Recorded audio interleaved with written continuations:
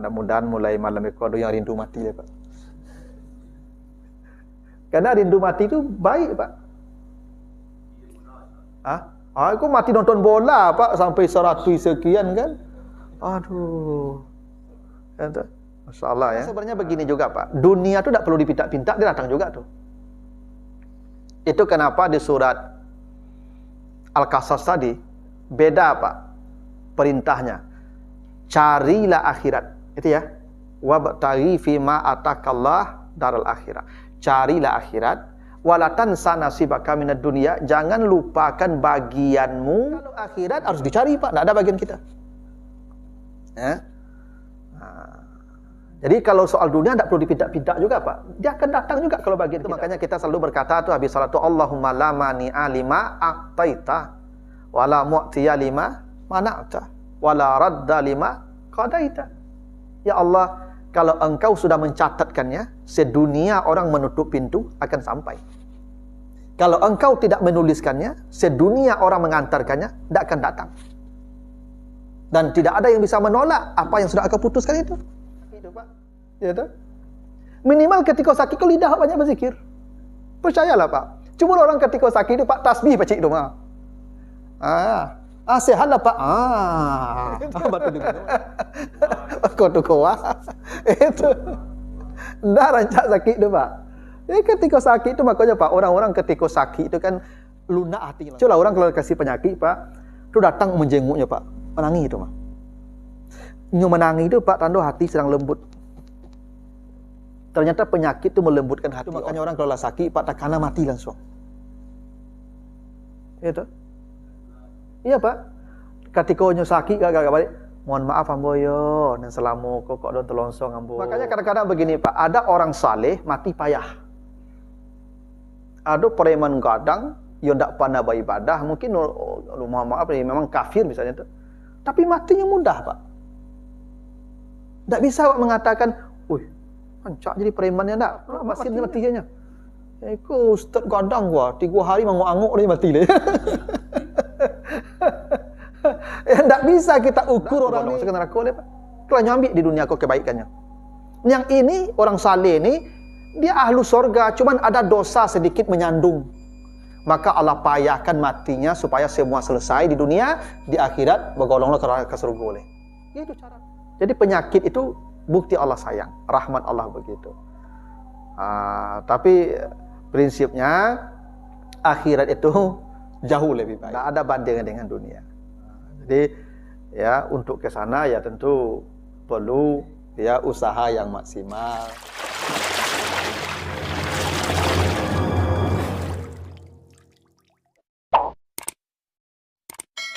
Assalamualaikum warahmatullahi wabarakatuh. Alhamdulillahirabbil alamin. Assalatu wassalamu ala asrafil anbiya'i wal mursalin wa ala alihi wa ashabihi ajmain. Bapak, ibu-ibu, kaum muslimin jamaah salat maghrib yang dimuliakan Allah, kembali kita bersyukur kepada Allah atas segala karunia-Nya. Salawat dan salam untuk Nabi kita Muhammad sallallahu alaihi wasallam. Bapak ibu yang saya muliakan, kita lanjutkan kembali bahasan kita di pertemuan yang lalu terkait dengan surat Ad-Duha ya. Kita baru bahas sampai ayat yang ketiga ya, dari 11 ayat. Yang ayat ketiga itu bunyinya mawadda'aka rabbuka wa maqala. Tuhanmu tidak pernah meninggalkanmu apalagi membencimu. Kita sudah bahas sampai di situ. Sekarang kita lihat ayat yang selanjutnya, ayat yang keempat. A'udzubillahi minasyaitonir rajim. Walal akhiratu khairul laka minal ula. Dan sungguh akhirat itu lebih baik dari dunia. Jadi kata Allah, sungguh akhirat itu lebih baik dari dunia. Bapak Ibu sering baca ayat ini ya. Ya. Dan kita selalu mengatakan akhirat lebih baik dari dunia. Kalau saya tanya Bapak Ibu, siapa yang ingin mati malam ini?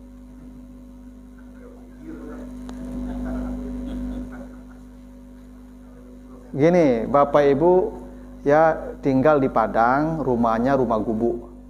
Ya toh, rumah gubuk. Ya makan tempe tahu.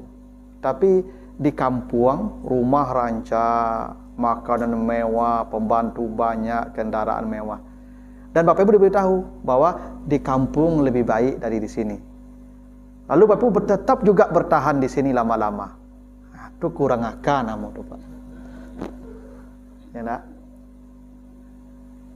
Jadi kalau ada orang takut mati Pak, asli kurang akal Pak. Kan sudah dikatakan Allah, akhirat lebih baik dari dunia. Tapi kita masih juga tetap bertahan di tempat yang Allah katakan tidak lebih baik di sini. Lebih baiknya di sana. Allah sudah mengatakan dengan taukid lagi, walal akhirah sungguh. Nah, soal itu Pak. Lah pakai sungguh tuh Pak. Tak kalimat informasi biasa ini, sudah pakai stressing ini, pakai la, sungguh kata Allah. Akhirat itu lebih baik dari dunia. Ini ayat kita baca tiap hari, tapi masih takut mati juga Pak. Itu yang aneh manusia ini Pak. Dia tahu bahwa ada tempat lebih baik, dan untuk ke sana dia harus mati, tapi tidak mau ke sana. Makanya ada manusia kata Allah yang paling rakus dengan dunia ini. Hingga kata Allah, yawaddu ahaduhum, mereka berharap lau yu'ammar alfasanah, agar hidup 1000 tahun di sini. Itu manusia yang bodoh tuh Pak. Sudahlah hidup susah di sini, tidak ada kenikmatan sebetulnya, kenikmatan itu palsu semua. Dia tetap ingin 1000 tahun di sini. Ya. Nah, jadi Bapak Ibu, kadang-kadang kita ini berbohong Pak.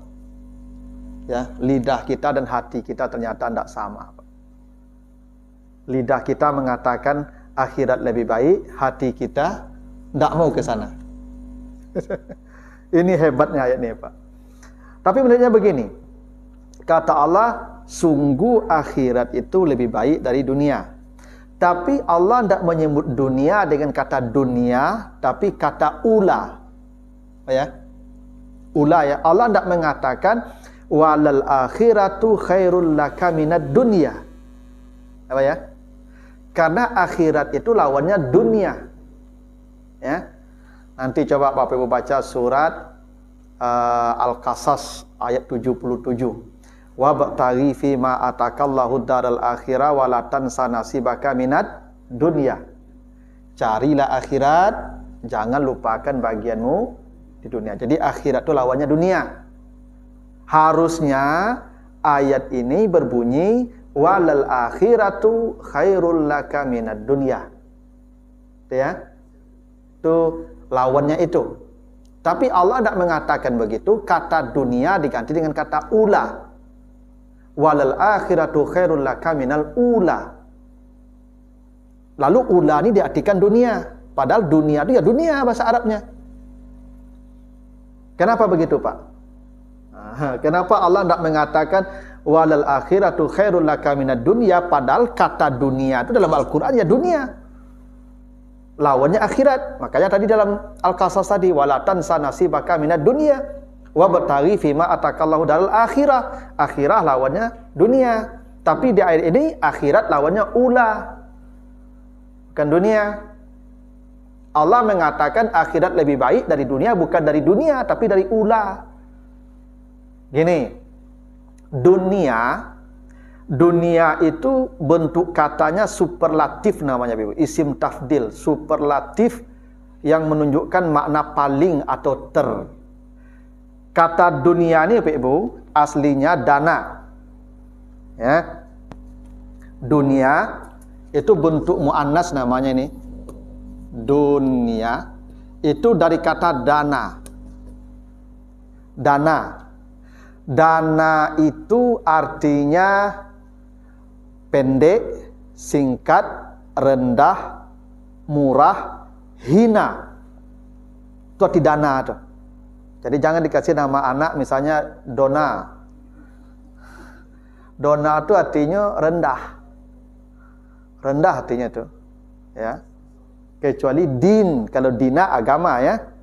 Ini kata dana. Kalau din itu dikata dayana. Kalau ini kata danaya, dana. Jadi kalau dona itu artinya yang rendah.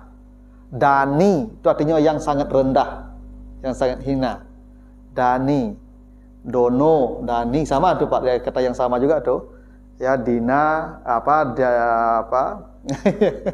yang sekarang ini lah, dana itu artinya rendah. Rendah artinya Pak. Itu makanya coba lihat nanti di surat Al-Baqarah ayat 61. Ketika umat Nabi Musa dikasih makanan dari surga ya, manna dan salwa. Itu kan makanan mewah tuh Pak. Manna dan salwa itu makanan mewah tuh. Ya, dari surga. Satu-satunya umat yang dapat makan di surga itu umat Nabi Musa lah. Tapi mereka minta ganti dengan timun, yaitu kacang, apalagi itu bawang gitu ya.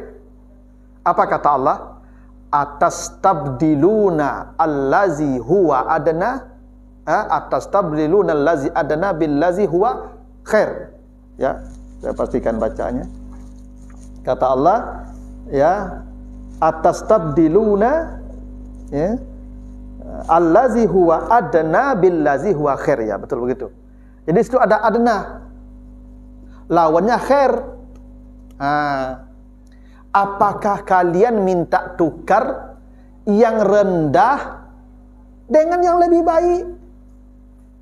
Yang kalian minta kacang itu, pentimun itu adna, itu enggak bermutu, ya toh? Jadi mentimun itu makan enggak bermutu Pak, ya toh? Itu kenapa adna mentimun itu Pak. Apa kalau makan mentimun mencret begitu? Jelas enggak? Ya enggak? Apa kalau makan bawang, anguk babaun, katiak babaun begitu? Ya enggak? Lamaknya enggak ada tuh. Enggak ada enaknya tuh, aromasnya tuh Pak. Jadi bawang, mentimun, kacang adas, ternyata kacang adas itu enggak baik untuk kesehatan ternyata Pak Ibu. Allah menamakan makanan-makanan yang diminta oleh umat Indonesia itu dengan adna. Ya, hingga kata Allah atastabdiluna allazi huwa adna billazi huwa khair. Jadi adna itu bentuk superlatif dari kata dana tapi untuk laki-laki. Sama dengan kata kabir. Kabir itu besar. Kalau paling besar laki-lakinya akbar. Ya Pak ya? Akbar itu untuk laki-laki itu paling besar. Kalau perempuan kubro. Itu makanya kiamat kubro, karena kiamat itu perempuan. Katanya perempuan. Maka sifatnya kubro, kiamat sugro. Akbar laki-laki. Ya. Jadi adna ini kata sifat superlatif untuk laki-laki, paling rendah. Kalau perempuannya dunia, paling rendah. Itu timbang katanya begitu. Pola kata bahasa Arabnya begitu. Jadi dunia itu artinya rendah, tidak ada mutu. Ya toh? Tidak ada mutu. Itu makanya bawang tadi, mentimun tadi, kacang adas yang diminta tadi, itu makanan-makanan yang tidak bermutu kata Allah. Adna. Makanya Pak Ibu tidak boleh banyak-banyak makan mentimun tuh. Ibu-ibu makan mentimun banyak pasti ada masalah. Salah Pak tuh. Apalagi yang gadi-gadi makan mentimun Pak. Ya toh? Yang darah rendah tidak boleh banyak makan mentimun itu Pak. Ya toh? Banyak dampaknya mentimun tuh Pak. Ada zat yang membuat pencernaan kuat dan tak sehat ini Pak. Ya, mentimun. Aku banyak makan mentimun sampai pauriat ini Pak. Itu. Jadi dana itu artinya rendah, hina. Ya. Itu kenapa ya di surat Sajadah ya. Wala nuzikannahum minal azabil adna minal azabil akbar. Adna itu lawannya akbar. Jadi kalau begitu akbar besar kan? Berarti adna itu kecil, remeh. Lawannya akbar besar. Jadi dunia itu sudahlah pendek. Jadi dunia ini pendek Pak. Maka lawannya akhirat. Akhirat itu panjang. Ya. Pendek. Sudahlah pendek. Rendah. Tak ada mutu. Sudahlah rendah, tak ada mutu. Kecil. Gimana dunia itu Pak? Masalah Pak ya. Penamaan dunia ini oleh Allah. Kenapa dunia disebut dunia? Satu, karena dia pendek. maka dilawankan dengan akhirat. Akhirat itu panjang hingga kata Allah, sehari di sana 1000 tahun kita hitung di sini. Kan pendek tuh Pak. Sehari di sana 1000 tahun di sini. Dunia ini sudahlah pendek, rendah mutunya. Rendah mutunya. Coba sekaya-kaya orang di dunia ini, rumahnya dari apa? Paling dari marmer, Pak. Dari batu. Di sorga, Pak, itu kerikil tuh ame sesado itu, Pak. Bukan rumahnya, Pak. Kerikil itu ame saya, Pak. Itu di sorga begitu, Pak. Tendanya, ada tenda di sorga itu nanti khaimah namanya. Ya. Nah, kan bidadari itu fil khiyam. Ya. Hurun ini ya, fil khiyam gitu ya. Mereka di tenda-tenda. Tenda itu permata hitam yang tingginya itu 60 hasta. Itu tenda saja, itu permata saja tenda itu, Pak. Belum istananya. Kasurnya wa sururim ala sururim mauduna. Kasur mereka tuh ame sadonya, Pak. Aduh ame lunak situ, Pak. Di dunia aku yo kali ame, Pak. Kalau di situ ame lunak. Ya kan? Jadi spring bed ame, Pak. Jadi di situ enggak ada yang bahan batu, Pak. Yang bahan kayu enggak ada, Pak. Semuanya emas dan permata. Coba. Ginilah di dunia ini kalau Bapak Ibu dikasih pilihan. Di dunia ini Bapak Ibu dikasih tempat tinggal apartemen mewah. Apartemen mewah nih. Yubana mewah apartemen tuh. Ya. Tapi tinggal di situ sebulannya itu jadi gelandangan li. Atau ibu bapak dibuatkan rumah dari batu bata sih. Batu bata sih susunnya. Tapi boleh tinggal selamanya di situ. Pilih yang mah. Yang batu bata ya. Selamanya kan. Ini semuanya emas selamanya di sana. Ini batu bata 60 tahun di sini. Pilih yang mana? Ya di sana lah, Pak. Itulah kenapa Allah katakan lebih baik di sana. Di situ ame sadonyo. Mutunya tinggi. Di dunia rendah. Tidak ada nilainya. Dan begini, Pak. Andai Allah katakan walal akhiratu khairul laka minad dunya, memang begitu kan? Kan akhirat lebih baik. Dibandingkan dengan yang remeh-temeh ya pasti lebih baik lah. Tapi tidak. Khairul laka minal ula. Ula ini dari kata awal. Awal tuh yang paling tinggi, yang paling puncak. Awal yang paling pertama.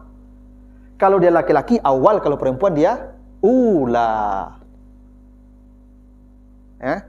Gini. Tadi kalau dikatakan akhirat lebih baik dari dunia, kan tidak perlu dikatakan. Memang dunia receh. Lalu kalau dibandingkan yang lebih baik dengan yang receh, ya pasti tidak ada bandingannya. Tapi ini ula. Yang nomor satu. Andai ada di dunia ini kualitas hidup yang nomor satu, andai nih, ada raja di dunia sejak lahir jadi raja, hidupnya bergelimang harta, tidak pernah meneteskan air mata, kondisi hidupnya Masya Allah, itu ula namanya tuh. Ada orang begitu, tetap serendah-rendahnya akhirat lebih baik dari ini. Andai ada raja di muka bumi yang tidak pernah susah, hidupnya bernomor satu, bergelimang harta, kemewahan tak tanggung, mau perempuan berapa dia suka terserah, pokoknya hidupnya tak tanggung, hebatnya ulah tuh. Dia nomor satu hidupnya, Pak. Tak sama jawab lah kok. Nomor satu hidupnya di dunia ini dibandingkan akhirat tetap lebih baik. Tidak ada bandingnya yang ulah ini. Makanya nanti ada hadis Nabi, Pak. Itu penduduk penduduk bumi yang paling bahagia. Yang paling bahagia, Pak. Tidak ada yang paling bahagia di muka bumi. 70 tahun dia hidup, tidak pernah ada tangis. Itu gembira, bahagia, fasilitas mewah. Kelak di akhirat dicelupkan sedikit tiupan jahanam. Ditiupkan saja celupan jahanam. Apa ya? Itu jahanam tu diembuskan sedikit apinya, Pak. Panasnya. Lalu menerpa badannya, menerpa dirinya. Ditanya dia, "Pernahkah engkau bahagia?" Dia menjawab, "Saya tidak pernah bahagia." Lupa dia bahagia seupanjang itu karena tiupan angin jahanam tadi. Ada pula orang paling menderita, Pak. Dari kecil sampai mati cacat 70 tahun menderita. Air mata saja tak ada tawa. Besok di akhirat ditiupkan angin sorga kepadanya, Pak. Tiup saja angin sorga. Ditanya, "Pernahkah kau menderita?" Kata dia, "Saya tak pernah menderita." Lupa dia derita yang panjang hanya karena hembusan ya angin sorga itu. Masya Allah, belum lagi masuk sorganya, Pak. Ya tahu? Itu buktinya akhirat itu lebih baik dari dunia. Makanya Bapak Ibu, saya yakin Bapak kalau matilah hari ini menyesal lama-lama di sini, Pak. Ya itu, Pak. Apa yang lah 70 tahun kok mati gini kok, Pak? Mangala lama wana boleh di dunia. Iya, memang begitu kata Allah. Kamu takut mati itu bima kasabat aidikum. Dosa banyak. Kerajaan tangan. Ya, dosa banyak kita takut. Apa kalau masalah orang kampung, Pak, takut pulang kampung nak. Dosa mula jatuhnya tu. Di kampung hutang banyak.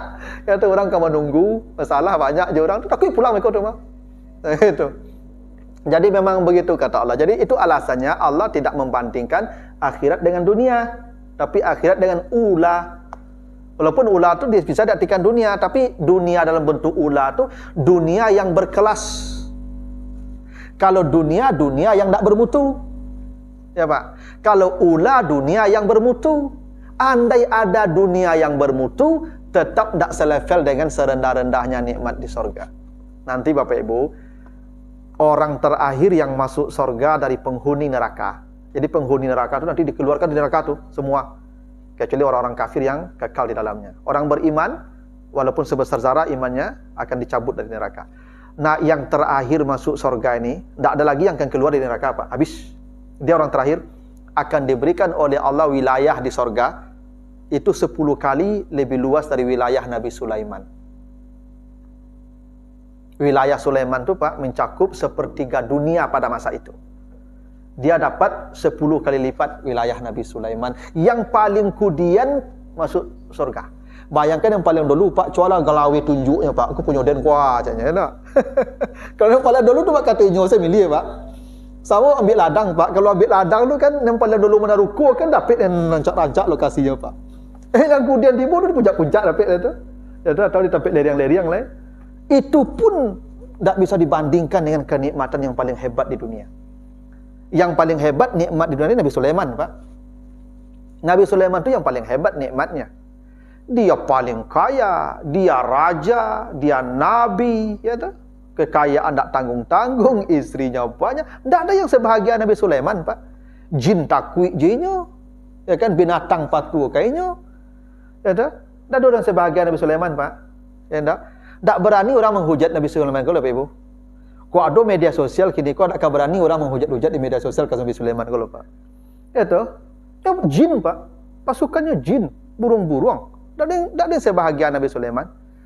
Yang paling terakhir masuk surga dari penghuni neraka, yang terakhir dikeluarkan dari neraka itu, dia lebih bahagia 10 kali dari Nabi Sulaiman. Itu ula maksudnya. Akhirat itu lebih baik dari ula. Yang paling ula di dunia ini Nabi Sulaiman. Kalau ada kehidupan yang nomor 1 yang pernah dirasakan manusia, itulah Nabi Sulaiman. Dari Nabi Sulaiman pun tetap akhirat yang paling remeh lebih baik dari kehidupan Nabi Sulaiman.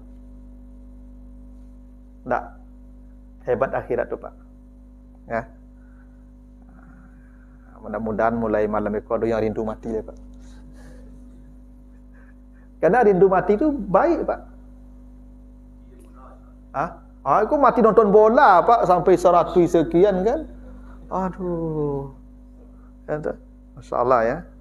Jadi memang Itulah janji Allah. Sungguh akhirat. Itulah kenapa Bapak Ibu, Nabi ditawari dunia tidak mau. Tidak mau, Pak. Kamu mau apa? Itu bukit-bukit itu tunjuk saja jadi emas. Nabi tidak mau. Nabi itu Pak ketika mati, ya, tidak ada peninggalan di rumah beliau, di rumah Aisyah, kecuali hanya beberapa potong roti kering. Itulah yang ditinggalkan Nabi, Pak. Tidak ada kekayaan. Padahal Nabi kalau mau, janji Allah, wala saufa yu'tika rabbuka fatarda, dijanjikan oleh Muhammad, mintalah, minta. Apapun yang kau minta, saya kasih, saya reda. Tapi Nabi Muhammad tidak minta dunia, Pak. Tidak minta dunia. Itulah kenapa istri Nabi itu, Pak Ibu, di surah At-Taubah di surah Al-Ahzab ayat 28, istri Nabi itu pada demonstrasi, Pak. Ya, pada demonstrasi minta ameh. Ya. Biasalah ibu-ibu kalau nampak orang pakai ameh kan nyuange, Pak. Kolesterolnya naik tuh, Pak. Itu. Asam uratnya pangki tuh. Kalau orang lah pakai ameh kan, apalagi ke masjid kadang-kadang ibu pakai ameh kan enggak balabi-labian apa, Pak, gerakannya. Sampai takbiratul ihramnya pun beda aja, Pak, yang pakai galang ameh itu. Ya, Pak. Kalau ibu-ibu nak pakai galang ameh kan capek saya takbir, Pak. Allahu Akbar. Kalau ibu yang pakai galang kok enggak apa? Allah, nyakuncang lo seketek itu. Coba bunyi. Penyakit ibu-ibu itu tuh. Isi Nabi kok, Pak. Angik kok di Madinah kan ibu-ibu kayu-kayu kok. Minta lame kan Nabi. Maka dari sinilah Nabi. In kuntunna turidnal hayatad dunya wa zinata fata'alina. Nabi panggil sinilah kalau kalian perlu amin, nyu amin, marilah. Ya ummatiyakunna, saya kasih. Karena Allah sudah jamin, wala sawfa yu'tika rabbuka fatarda. Allah akan beri. Tapi satu, fa usarihkunna. Kalian saya ceraikan, berhenti jadi istri saya. Karena saya memilih akhirat. Kalau kalian memilih dunia, berarti kita tidak satu visi lagi. Gitu, Pak. Jadi kalau kamu sudah memilih dunia, sementara saya memilih akhirat, berarti kita tidak bisa lagi menjadi suami istri. Berarti tidak satu visi lagi itu. Berpisahlah. Jadi kalau ada ibu-ibu situ, Pak, boleh dikasih pilihan begitu, Pak. Abu milih akhirat, situ kau milih dunia, pisah, Pak. Berarti awak tak sejalan lagi kok. Kalau ada ibu-ibu minta ameh, Pak, kita mana itu besok. Ya, kalau ada ibu minta ameh, Abu milih akhirat, situ kau milih ameh. Jadilah Abu balik ameh. Tapi iyalah sampai situ salah. Itu. Ya, karena Nabi itu kan bukan Nabi tidak mau kaya. Kalau Nabi mau kaya bisa saja Nabi kaya, Pak Ibu. Cuman itu para Nabi itu mencontohkan hidupnya begitu. Karena dunia bagi mereka tidak bernilai. Dunia namanya dunia. Kan sudah dikatakan remeh, receh, kecil, rendah, hina. Itu apa kita berebut di situ? Makanya aneh, Pak. Ada orang berebut dunia ini aneh, Pak. Sampai mati-matian, sampai harus curang, sampai harus berkhianat, sampai harus sikut sana untuk dapat dunia yang remeh-temeh, yang nanti hisapnya berat. Itu manusia yang kurang akal tuh, Pak. Hanya untuk dapat jabatan 5 tahun, harus melakukan hal-hal yang tak terpuji, padahal itu hanya membawa beban nanti di akhirat, dan itu hina. Aneh manusia tuh, Pak. Ya, makanya isi Nabi dikasih pilihan begitu. Saya pilih dunia, saya pilih akhirat. Kalian pilih dunia, pilihlah. Kita berpisah. Itu makanya apa, Ibu? Ada sebuah riwayat ya, sebuah hadis sahih itu dari siapa? Ya, Sa'ad bin Rabi ya. Siapa ini? Ya. Dia pernah duduk ya, berdua dengan Nabi. Ya. Lalu katanya, Sal, Rabi'ah ya. Rabi'ah, sal. Mintalah apa yang ingin kau minta. Apa kata Rabi'ah ini? As'aluka murafaqataka fil jannah. Saya minta jadi tetanggamu di sorga. Aneh, Pak. Nabi mengira dia akan minta dunia, Pak. Ini sahabat nih, ya. Umar bin Rabi'ah namanya kalau saya tidak salah itu dalam hadis itu. Dia minta jadi tetangga Nabi, Pak, di akhirat. Iya, di sorga. Kan kalau tiba dawa, kok Nabi menyuruh, Pak? Dan minta kok pasti dikabulkan kok, Pak. Cobalah minta apa yang kau minta. Sekarang kita berdua, saya pintakan pada Allah. Pasti jawab. Mungkin yakin apa Pak, kalau awakku mungkin minta ya Pak, rumah mewah, auto mewah, itu kan dunia lah awak minta.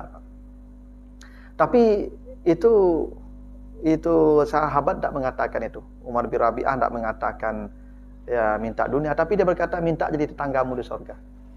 Itu buktinya sahabat itu juga tak melihat akhirat, tak melihat dunia ini penting. Hingga ketika dikasih kesempatan meminta sesuatu yang pasti dapat, yang mereka minta akhirat juga Pak, tak dunia.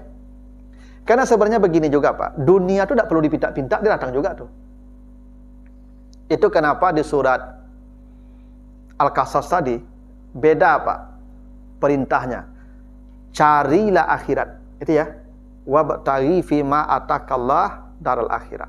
Carilah akhirat, wala tansa nasibaka minad dunya. Jangan lupakan bagianmu di dunia. Kalau begitu artinya apa tuh Pak? Dunia kita sudah Allah bagi-bagi. Maka tinggal kita jemput bagian kita. Itu artinya tuh Pak. Kalau akhirat tidak ada bagian kita, kita cari. Kan Allah tidak mengatakan carilah dunia dan carilah akhirat. Tidak begitu kan? Allah tidak mengatakan carilah akhirat, carilah dunia. Tidak. Cari akhirat, jangan lupakan bagianmu di dunia.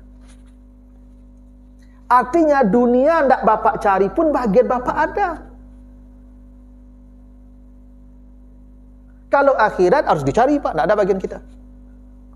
Ya. Nah, jadi kalau soal dunia tidak perlu dipinta-pinta juga Pak. Dia akan datang juga kalau bagian kita tuh.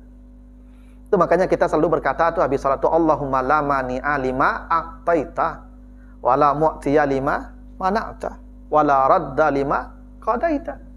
Ya Allah, kalau Engkau sudah mencatatkannya, sedunia orang menutup pintu akan sampai. Kalau Engkau tidak menuliskannya, sedunia orang mengantarkannya tidak akan datang. Dan tidak ada yang bisa menolak apa yang sudah Engkau putuskan itu. Yang rezeki kita pasti datang. Bapak Ibu kalau tidak pakai rajo, duduk saja di rumahnya, pasti makan. Pasti makan. Selama rezekinya masih ada, pasti makan. Bak caro tibunya, ya bak caronya lah kok ibu orang, bagi pada mati makan, yang salah orang kan ibu orang namanya itu. Tapi itu rezeki kita tuh Pak. Jadi dia mati itu karena rezekinya habis. Kita berusaha nih Bapak Ibu untuk mendapatkan pahala, karena itu perintah Allah. Jadi bekerja itu perintah Allah, bukan menentukan jumlah rezeki yang akan kita peroleh. Ketentuan jumlah ada di langit. Wa fis sama'i rizqukum wa ma tu'adun. Begitu janji Allah di surat Az-Zariyat ayat 22. Di langit Allah sudah mencatatkan rezeki kita dan berapa janji-janji kita semua. Begitu Pak. Nah itu maksudnya walal akhiratu khairul laka minal ula. Ada pertanyaan dulu Pak Ibu? Ya gini Pak, ada hadis sahih, ma min syaukatin yushaku bihal abdu illa muhiyat biha khatayahu. Tidak ada satu duri pun yang menusuk badanmu kecuali rasa sakit dari tusukan duri itu akan menggugurkan dosa-dosamu atau mengangkat derajat surgamu. Jadi dua Pak, kalau kita menderita ujian fisik, dua yang kita peroleh, pengampunan dosa, atau kalau dosa habis, derajat surganya diangkat. Itu kenapa ketika sakit Pak, para nabi itu tidak pernah minta sehat. Nabi Ayub itu konon katanya lebih 8 tahun menderita sakit yang tidak pernah dirasakan manusia selama ini, sampai hari kiamat. Badannya semuanya karena dikatakan membusuk Pak. Tidak ada lagi yang tersisa kecuali lidah. Semuanya sudah kena membusuk. Maka dia diisolasi Pak, bertahun-tahun dia diasingkan. Tidak ada orang yang menjenguk dia, hidup sebatang kara sendirian. Istri sudah kabur, anak sudah mati, tidak ada. Tapi Nabi Ayub tidak pernah minta sehat. Dia hanya berkata wa anta arhamur rahimin. Ya Allah, Engkau yang paling penyayang ya Allah. Hanya itu kata Nabi Ayub. Wa anta arhamur rahimin. Ya Allah, Engkau paling penyayang. Bahwa sakit yang Engkau datangkan ke saya bukti sayangnya Engkau. Bukan karena Engkau marah murka, sayangnya Engkau. Karena dia tahu dia pernah kaya. Boleh jadi kekayaan itu ada sesuatu yang masuk ke badannya yang haram. Karena ada sebuah pepatah bijak mengatakan begini Pak. Harta kalau terlalu banyak, peluang yang haram masuk itu besar. Bicara kalau terlalu banyak, potensi bohong masuknya besar. Itu pepatahnya begitu, Pak. Makanya kalau banyak mengecek itu jadi otak lah, Pak. Kan otak itu kan lah bohong itu, Pak. Tak betul itu. Ang mota siang mah ada kan nama dulu itu nama tu mah. Si anu tu kadang otak, ya kadang otak tu maksudnya kan tak betul kecek lah itu, Pak. Karena terlalu banyak mengecek. Ya, kalau bicara aku terlalu banyak, bohong terselip. Harta terlalu banyak, yang haram pasti terselip. Tapi kalau saya ketek, Pak, di mana yang haramnya? Gitu. Ya haramnya kalau ada banyak, apa? Enak. Dan dia tahu mungkin ada yang tidak hak yang pernah dia makan. Dan kata Nabi, kullu lahmin nabata minal haram. Setiap daging yang tumbuh dari makanan haram, fannaru aula bihi. Dan itu neraka tempatnya. Kalau ada daging tumbuh dari makanan haram, Bapak Ibu, makanan minum ini jadi berdarah daging kita nih, Pak. Makanya orang minum khamar itu 40 malam ibadahnya ditolak karena di darah daging. Makanya orang makan sesuap yang haram itu 40 hari ibadahnya ditolak karena jadi darah daging kita. Setiap daging yang tumbuh dari yang haram, neraka tempatnya. Dan sayangnya Allah, tidak di neraka ditempatkan, di dunia dihabisi dengan penyakit tadi. Didatangkan penyakit kulit, didatangkan ini sampai berulat katanya. Ini supaya habis yang haram-haram di badannya itu. Dan kan neraka tidak ada lagi untuk dia. Itu makanya wa anta arhamur rahimin, kata Nabi Ayub. Makanya kalau ada ceritanya, Pak, tapi ini cerita saja ya, Pak, saya tidak dapat sumber yang kokoh, yang kuat. Kan Nabi salam kan ada orang, Pak, assalamualaikum, assalamualaikum. Kau sapu ke lantai nak? Nampak ada ya? Panah bertanya tu mah, Pak, bako apa sapu lantai kok pasat kamu kok. Oh, itu kecek tu Nabi Ayub dulu tu. Nyo ketika sujud Nabi Ayub tu jatuhlah ulik-ulik di badannya tu. Makanya pelunggut ulik tu balik nyelatan, makanlah kau rasa kiang. Nyelatan balik ulik tu, nyambil siku-siku letak balik. Itu keceknya begitu. Ya. Awak nyamuk sesikuknya, Pak, lewat tapuk. Ya tu. Nabi Ayub ulik, Pak, nyelatkan balik. Ikut nyamuk saja, Pak, tepuk langsung tu. Ya tu. Begitulah para nabi itu. Jadi kalau mereka sakit, mereka tak minta sehat. Tak minta sehat, Pak. Mereka berkata wa anta arhamur rahimin. Karena penyakit itu bukti rahmat Allah. Kitanya yang salah paham saja tu, Pak. Minimal, Pak, Bapak Ibu kalau sakit dekat dengan Allah. Allah kalau ingin mendekat kepada seorang hamba, maka orang itu dikasih penyakit. Cobalah Bapak Ibu jujur. Kalau Bapak Ibu sehat atau sakit, mana banyak lidah Pak berzikir? Sakit, Pak. Ketika sehat, kian kamari ya, Pak. Kan jauh. Oh ya, tu. Oh lah sakit, Pak lah tercilapak rumah. Subhanallah, subhanallah, subhanallah, la ilaha illallah, la ilaha illallah itu ya. Tiba kawan buat apa? La ilaha illallah. Dah ada mak lah sakit ah. Sehat lah kau, Pak. Tak ada la ilaha illallah je lah. Kan kau mari saya berjalan dah. Tak lanjut sakit tu. Tak lanjut sakit tu, Pak. Ya tu. Minimal ketika sakit kau lidah banyak berzikir. Percayalah, Pak. Cuma orang ketika sakit tu, Pak, tasbih pacik tu mah. Sehat lah, Pak. Batu diminum lah. Gitu. Kau tu kuah. Itu. Dah rancak sakit tu, Pak. Ketika sakit tu makanya, Pak, orang-orang ketika sakit tu kan lunak hatinya langsung, Pak. Coba orang kalau kasih penyakit, Pak, tu datang menjenguknya, Pak. Menangis tu, mah. Nyo menangis tu, Pak, tanda hati sedang lembut. Ternyata penyakit tu melembutkan hati orang. Itu makanya orang kalau lah sakit, Pak, tak kena mati langsung. Itu. Iya, Pak. Ketika nyo sakit gak balik, mohon maaf ambo yo, dan selama kok don terlongsong ambo. Tidak. Sehat lah kau, Pak. Tak ada tak maaf gawak lah, Pak. Ya tu. Ketika sakit tu lembut hati tu, Pak. Ya tu. Kan dia dah celah orang sakit, Pak. Datanglah, Pak tu. Yo ya, Pak, yang antaka bisu antaka baku ambo Pak ya. Sehat, Pak, ada kalah tu lah. Ada kama-kama lah balik. Memang begitu, Pak. Apa penyakit itu? Hebatnya melembutkan hati. Dan lidah kita banyak berzikir Pak ketika sakit itu. Dan kita merasa dekat dengan Allah. Itu kenapa ya Nabi Yunus ya Pak, ketika didekap itu dalam perut ikan itu dibawa ke dasar itu basah, pengap itu, gelap itu Pak ya. Tapi Nabi Yunus tak pernah berdoa, ya Allah keluarkan saya ya Allah. Tidak ada begitu doanya Pak.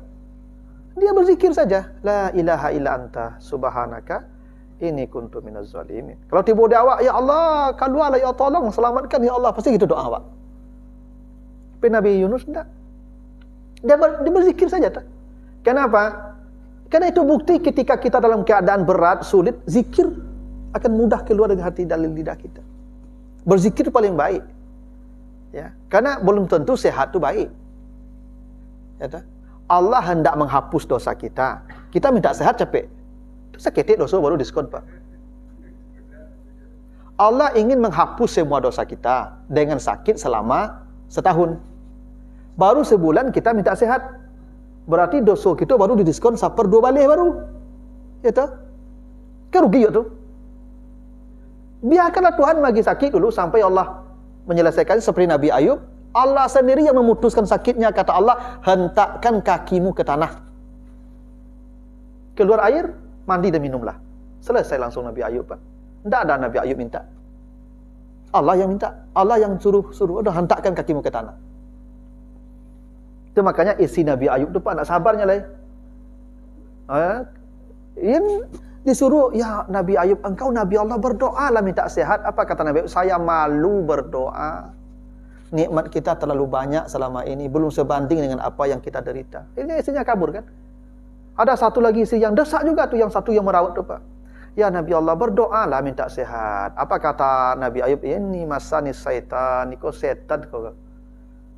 Jadi isi Nabi Ayub kalau dipakai setan Pak, untuk menggoda Nabi Ayub agar berdoa. Karena berdoa itu bukti udah putus asa tuh Pak. Bagi para nabi berdoa minta sehat itu putus asa nama tuh. Tidak boleh.